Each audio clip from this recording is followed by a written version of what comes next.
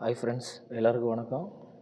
இன்றைக்கி நம்ம எதை பார்க்க போகிறோம் அப்படின்னா, ME3491 அப்படின்ற ஒரு சப்ஜெக்ட் கோடில் இருக்கக்கூடிய theory of machines Anna university regulation 21 இருக்கக்கூடிய அந்த சப்ஜெக்டோட முக்கியமான போர்ஷன்ஸ் தான் நம்ம பார்க்க போகிறோம். ஓகேவா? ஸோ இந்த மாடலில் தான் கண்டிப்பாக வந்து உங்களுக்கு யூனிவர்சிட்டி எக்ஸாம்ஸில் கொஸ்டின்ஸ் வரும். இதை நீங்கள் பார்த்தீங்க அப்படின்னா உங்களுக்கு வந்து கண்டிப்பாக நீங்கள் ஈஸியாக பாஸ் ஆகி நல்ல மார்க் எடுத்துடலாம். ஓகேவா? ஸோ இப்போ 5 யூனிட்டுக்குமே போட்டிருக்கிறேன்.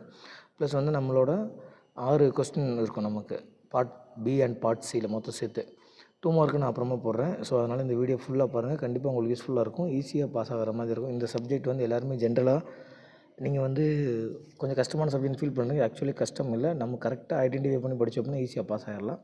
கவனிங்க, யூனிட் 1 அப்படின்றது தியரி, டிராயிங் ரெண்டுமே இருக்கும். அதில் ப்ராப்ளமே வராது. ஓகே, அப்படியே ப்ராப்ளம் வந்தாலும் நம்ம ஜாயின்ஸை வச்சு தான் வரும். ஸோ மோஸ்ட்லி நீங்கள் வந்து இதை ப்ரிஃபர் பண்ணுங்கள், theory and drawing. So 11A வந்து என்னென்ன கொஸ்டின்ஸ் கேட்கலாம்? மேபி தியரி கேட்கலாம். Kinematic inversions of 4 bar slider crank and double slider mechanism. அது கண்டிப்பாக அந்த கொஸ்டின்ஸ் வந்து தியரி கொஸ்டின்ஸ் கண்டிப்பாக கேட்குறதுக்கு வாய்ப்பு இருக்குது. ஓகேவா? அதுக்கப்புறம் வந்துட்டு கிளாசிஃபிகேஷன்ஸ் ஆஃப் கைனமேட்டிக் பேர்ஸ், அந்த ஒரு கொஸ்டின்ஸ் கேட்கலாம். டைப்ஸ் ஆஃப் கன்ஸ்ட்ரெயின் மோஷன்ஸ் கேட்கலாம். அப்புறம் வந்து டிகிரி ஆஃப் ஃப்ரீடம், மூவபிலிட்டி. ஓகேவா? ஸோ அப்புறம் மொபிலிட்டி அண்ட் மெக்கானிசம். இது எல்லாமே வந்துட்டு தியரி போர்ஷன்ஸ். இது எல்லாமே கண்டிப்பாக படிச்சுக்கோங்க. கண்டிப்பாக 2 மார்க்கில் இதுக்குள்ளே இருந்தால் வரும். அதேமாதிரி அந்த 11th அந்த யூனிட் 1 வந்துட்டு பார்ட் சியில் கேட்குறதுக்கும் பாசிபிலிட்டிஸ் இருக்குது. ஏதாவது ஒரு அப்ளிகேஷன்ஸ் கொடுத்து கேட்குறதுக்கும் பாசிபிலிட்டி இருக்குது. ஓகேவா? அதனால் வந்து 11A தியரி போர்ஷன்ஸ் நல்லா படிச்சுருங்க. ரொம்ப சிம்பிள் தான். அடுத்து ஆர் சாய்ஸ், அதுக்கு என்ன வரும் பார்த்தீங்கன்னா கேம் கண்டிப்பாக வரும். ஓகேவா? ஸோ கேமில் வந்துட்டு கண்டிப்பாக வரும். அப்படி இல்லை அப்படின்னா கைனமேட்டிக் அனாலிசிஸ், சிம்பிள் மெக்கானிசமாக 4 bar slider crank mechanism, graphical method. இது டிராயிங் ஓரியன்ட் தான். இது ரொம்ப சிம்பிள். வெலாசிட்டி ஆக்சலரேஷன் நம்ம கண்டுபிடிக்கிறது தான். ரொம்ப சிம்பிள். ஸோ 11th ஃபஸ்ட் யூனிட்டை வந்து நீங்கள் நல்லா தரோவாக படிங்க. ஒரு டாபிக் மிஸ் பண்ணாதீங்க. கண்டிப்பாக உங்களுக்கு அந்த பார்ட் சைடில் கூட கேட்குறதுக்கு வாய்ப்புகள் இருக்குது. ஃபஸ்ட் யூனிட்டில் வந்துட்டு தியரி ஒரு போர்ஷன்னு, டிராயிங் ஒரு போர்ஷன்ஸ் கண்டிப்பாக கேட்பாங்க. ஓகேவா? அடுத்து செகண்ட் யூனிட்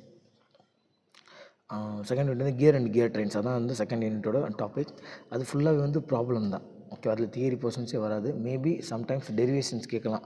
அந்த கியரில் வந்துட்டு லென்த் ஆஃப் பாத் ஆஃப் கான்டாக்டோட அந்த டெரிவேஷன் கேட்கலாம். லென்த் ஆஃப் ஆர்க் ஆஃப் கான்டாக்டோட டெரிவேஷன்ஸ் கேட்கலாம்.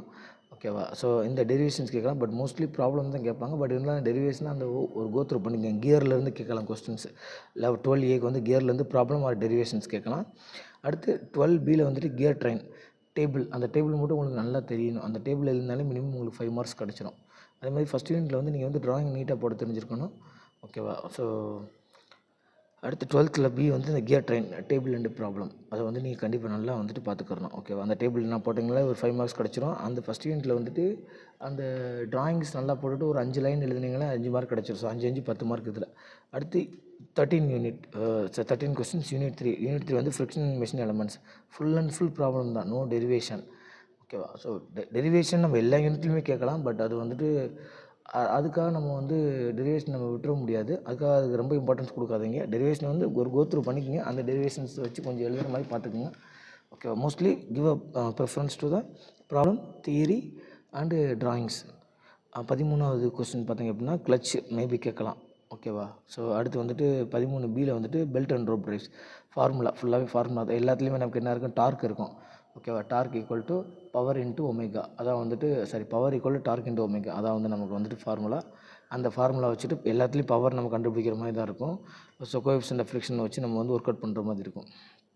13 unit full and full problem தான். உங்களுக்கு ப்ராப்ளம் நல்லா வரும் அப்படின்னா அந்த யூனிட்டை பார்த்துக்குங்க.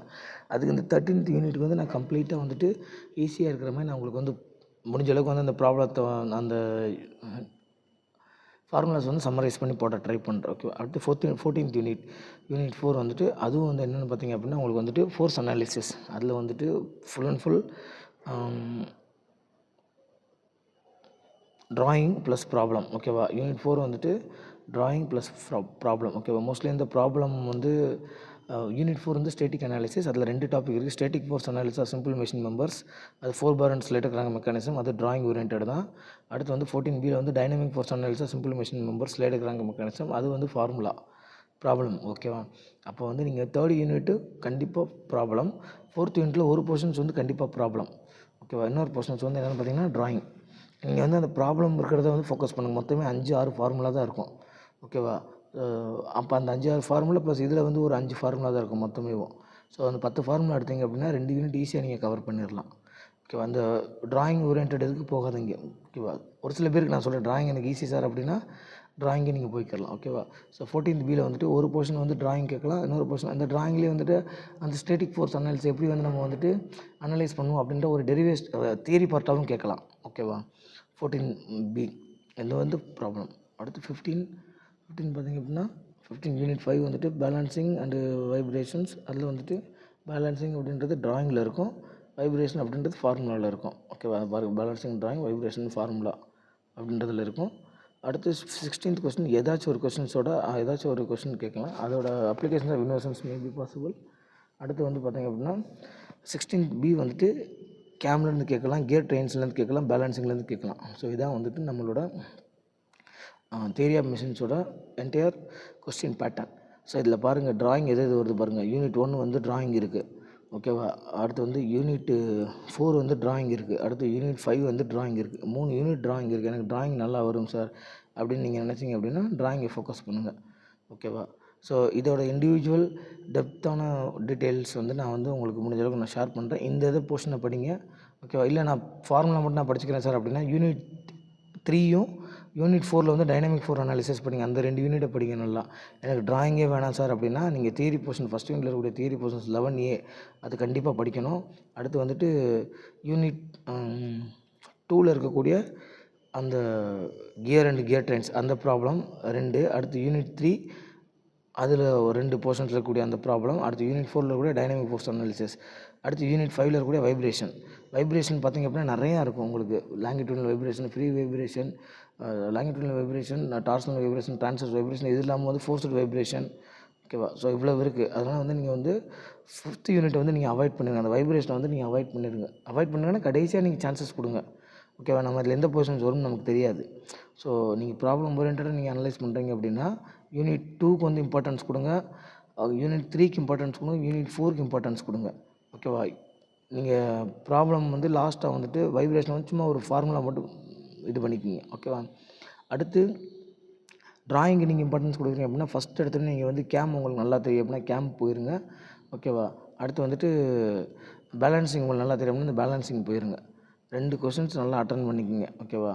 அதுக்கப்புறம் வந்து நீங்கள் வந்து தியரி கொஷின்ஸாக இருக்கக்கூடிய அந்த kinematic inversions or classification of constraint motions or degree of freedom, mobility of mechanism இதெல்லாமே வந்துட்டு பேசிக்ஸ். இதை வந்து நீங்கள் பார்த்துக்குங்க.